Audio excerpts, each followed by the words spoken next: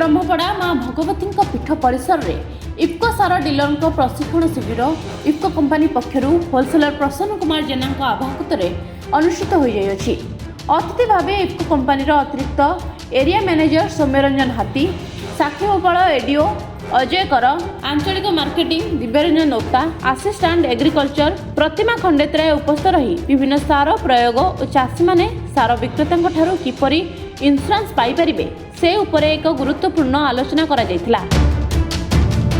अभिज्ञता और ज्ञान संपर्क विक्रेता उपरे गुरुत्व दिया जायतिला।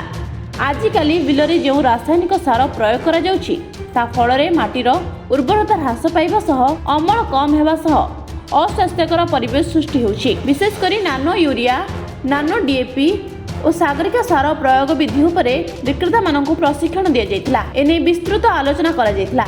परिशेष में इफ्को होलसेलर प्रसन्न कुमार जेना धन्यवाद अर्पण करथिले। एग्रीकल्चर डिस्ट्रिक्ट ऑफिसर सत्यवादी डॉक्टर अजय कुमार सर से भी उपस्थित थे। Double A madam Pratima madam उपस्थित थे।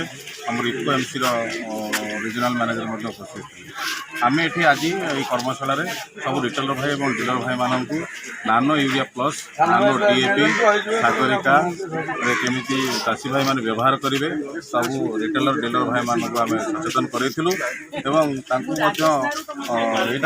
कहूँ कौन चाषी भाई मानक आप जो जिन न जानी थे से जिन कहबेनि एवं जो जिनस आपणकर अज्ञात हो पचारिकी आप चाषी मानक जनइबे एवं ता सहित आम इफ्कोर जो सागरिका रही आम 100 जो आम जलद्रव्यण सार रही से विषय में केमी व्यवहार हो पार ये रबी फसल से विषय में आम समस्त रिटेलर भाई मानक अवगत कर।